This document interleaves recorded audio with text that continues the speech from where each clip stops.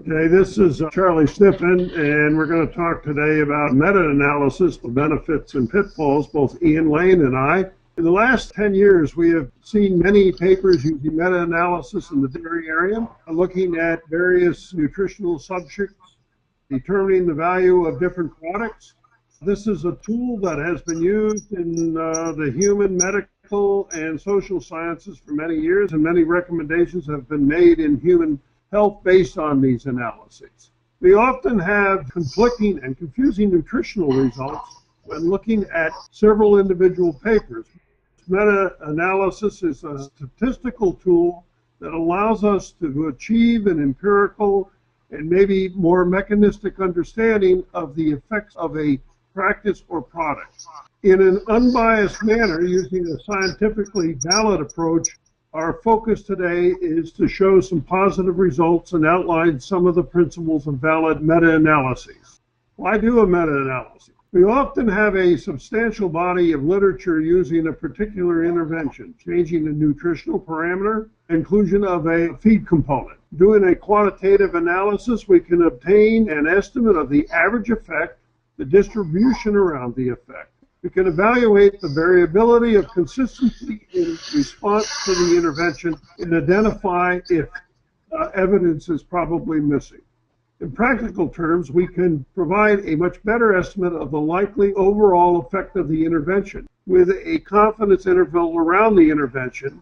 Also, an assessment can be provided on the likelihood of seeing a response. This can also allow us to estimate the return on the investment. We will be able to better identify the factors affecting the response. We can provide better guidelines as to which groups the intervention will provide an economic response, for example, close-up, fresh, high, late lactation cows.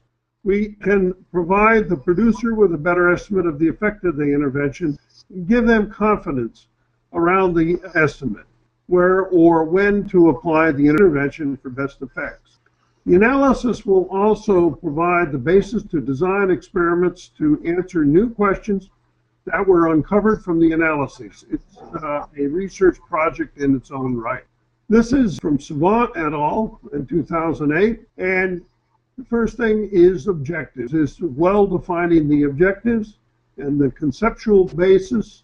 The selection of experiments and data entry become the next part, a graphical analysis, literature review and experimental survey, determination of the meta design, then selection of your statistical model, then the post-analysis evaluation, and finally to the users. Selection of studies to use in a meta-analysis. If we are trying to understand the long-term effects of an intervention for full lactation, early lactation transition, including studies with designs such as Latin squares is not suggested.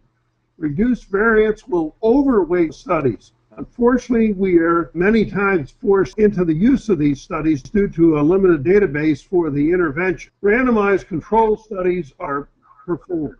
And this is an example of some unpublished data that gives a good example. On the right side of the presentation is Latin squares. On the left side are randomized control studies. You'll notice the weighting here. This has a greater weighting because of the reduced variance, and will have much more of a profound effect on the overall data and can give you a wrong interpretation. So positive and negative attributes of classical and other meta-analyses. So there's two components here, classical and other. First is to define a clear hypothesis in both classical and other. Comprehensive literature search at least 3 databases is recommended for both classical and other. Clearly defined criteria for inclusion or exclusion, and then tables detailing studies extracted and data obtained. It's really critical that we have that. Then measuring of the outcomes analyzed. With the classical approach, you can generate odds ratios, relative risk, continuous variables, hazard ratios from survival analysis and incidence rates. If you're using the other approach, continuous variables can be extended to logistic regression methods. The outcomes, pooled odds ratios, relative risk, standard mean difference, meta-regression, and confidence intervals, with other weighted regression means and confidence intervals. You can get estimates of heterogeneity as the source of variation in both approaches, examination of heterogeneity in both approaches, and sensitivity analysis of powerful studies can be done. Looking at publication bias, you need to use the funnel plots, which can only be done in the classical approach. So this is a forest plot, and this is a study done with GnRH on the relative risk for pregnancy in repeat breeder cows. On the left-hand side is the study that was done. On the right side is the risk ratios and then the percentage of weight. And when you look at the graphical presentation, you'll see that the size of the square represents the contribution of that study looking at the variance. If you have anything additional to say here, Ian, I would appreciate it. Well, I guess maybe it's worth saying that there's two key points about this in terms of interpretation of the graph. The size of the study is really indicated by the box and the narrowness of the whiskers around the box.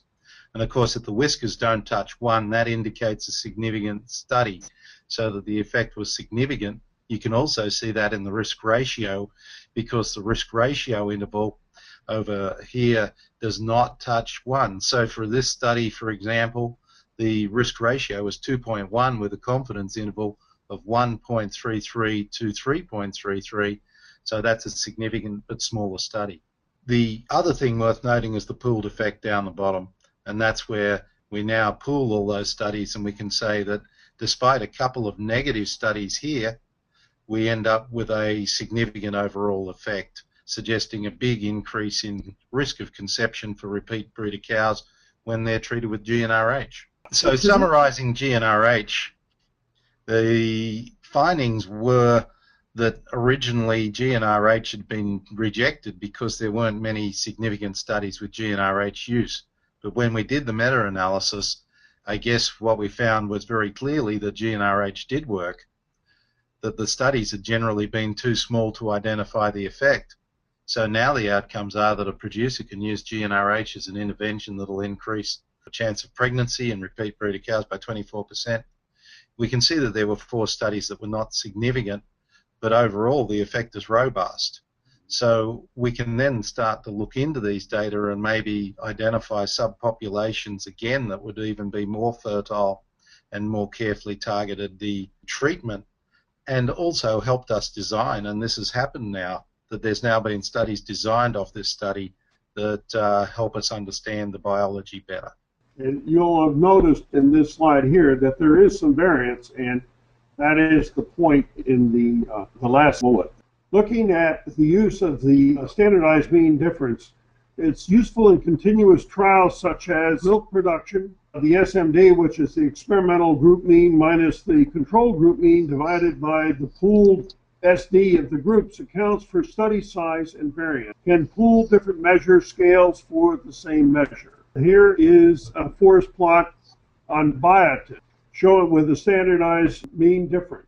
And actually you can get at the difference. This is about 3 pounds of milk difference, even though it shows here because you can go across different measures to use the standardized mean difference.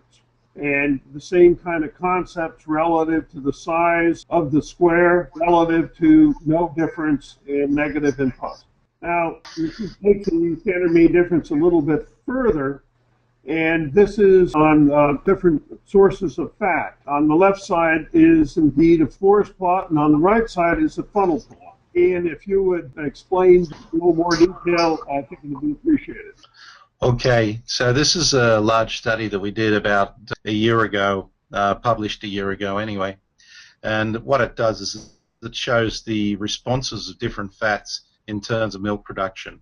So what we can see is that when we pooled all the data, none of the fats actually gave a significant p less than 0.05 effect on milk production, and a lot of that was really driven by the variance in responses.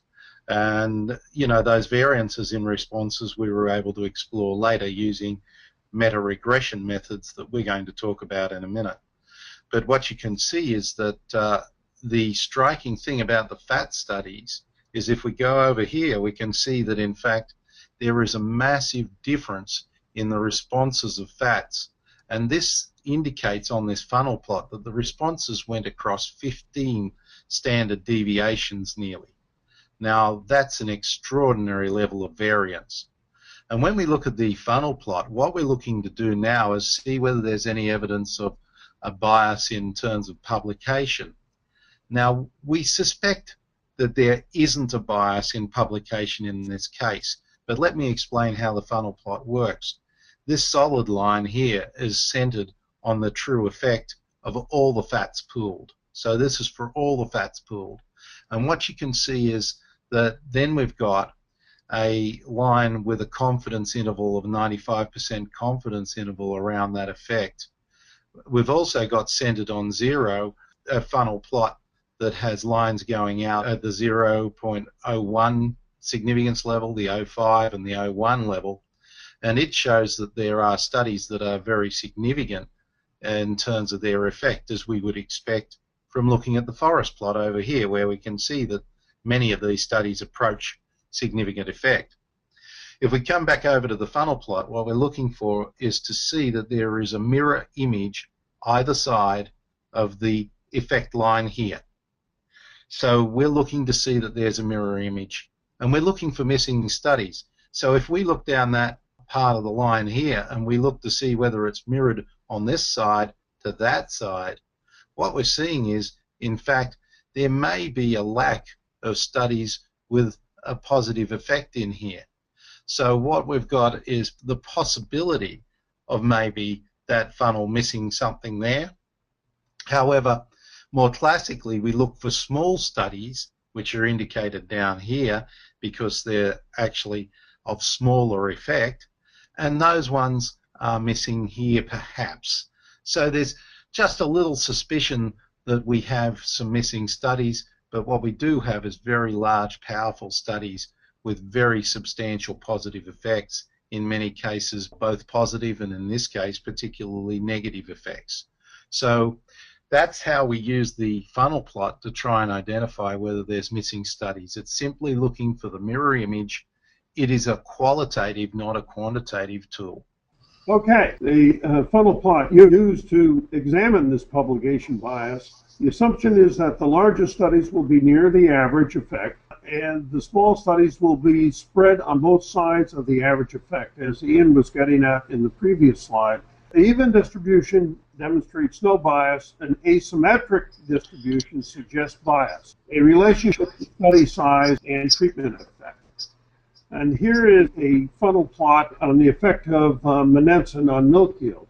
And you'll note that it is fairly uniform relative to the distribution of the point. Here's the largest studies having the effect right around the average, and then you'll see a distribution, but a fairly even one. If we move to the next one, this is on milk fat percentage. And if you look a little further, you'll see that there's asymmetry here, suggesting that there could be some publication bias. And this is work done by Duffield et al., actually unpublished, I believe. But at any rate, it demonstrates very nicely the point of potential bias. In this case, there was a large number of negative small studies, but very few small positive studies. There are two possibilities: that the small positive studies do not exist, that they exist but were not published, either because they were small, different, and rejected by a journal, or that the scientists decided to keep them in the top drawer and did not submit. Heterogeneity and variability refers to the consistency of studies. We consider this to be critical, the most important part of meta-analysis. How is this measured? The I-squared, which is 0 to 30 is low, 30 to 50 is moderate, 50 is high based on the chi-squared test. We know a lot about average responses. Considerable progress will be made by understanding the causes of variation. If clinical diversity, studied per design or environment, causes statistical heterogeneity, meta-regression can be conducted. Subgroup analysis can be used. And note here if still heterogeneous. If the clinical diversity does not cause statistical heterogeneity, then the point estimates are robust, i.e., really consistent results across a number of studies and environments. Now here is an example of a study that was done, and the I-square on this is equal to 0. So it was a very uniform study. Charlie, this is again some of the Duffield data, and we didn't publish that particular graph again, but that's the dry matter intake effect from Menenson, just showing that it's consistently, highly consistently reduced dry matter intake. So meta-regression is to investigate whether heterogeneity is related to specific characteristics of the studies, in other words, dose rate, to investigate whether particular covariates, potential effect modifiers, explain any of the heterogeneity, and to identify evidence of different effects in subgroups. This study on protein and fertility, a study in 2012, this study highlighted two important matters. Individual nutrition and fertility studies are almost inevitably confounded. In other words, increase the protein meal, do you change the NFC? There's a benefit in exploring even consistent findings with meta-regression. This data is looking at the effect of protein on fertility, and what we were able to see was it reduced the risk of pregnancy as you increased either solubility of protein or as you increase the amount of protein in the diet. So if we just walk through a little bit, these are the studies, this is the intervention, this is what was measured in that intervention, how long it was fed, parity, and then there's the risk ratios, so you can look at that. But the other thing to note here is that this data is very consistent. The I-squared is 0, saying that these data are very, very consistent in their effect. So if we look there, they've got the pooled estimates that, you know, the risk of pregnancy is reduced as you get a diet higher in protein, or you've got a diet that is more soluble in protein. They did further analysis on the data and noted that there was a relationship of soluble protein as a percentage of crude protein in NFC, with a significant correlation with an R of 0.458. They looked further at RDP as a percentage of CP relative to NFC, and again, a fairly positive correlation there. So when they redid it, taking into account the soluble protein eaten difference, if you will, then you'll see that it basically explained most of the variation. And as you look at the original points from the 2 slides ago, and then this is when it is adjusted and explains the effect due to soluble protein, increased amounts of soluble protein. I guess the challenge on all these nutrition and reproduction studies is they're confounded by those changes in diet. If you take out a kilo of soya and you put in a kilo of corn or something to change the solubility of the diet or the amount of protein in the diet, you've got to have changed something in the diet to put something else in.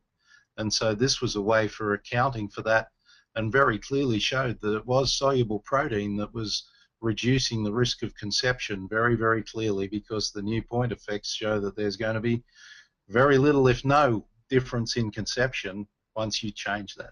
In summary then, the use of meta-analysis is an excellent tool to identify the value of an intervention. With a proper analysis, one can estimate the return on investment, identify the conditions under which one will get the best responses, ask the critical questions about the biology and what studies need to be done in the future.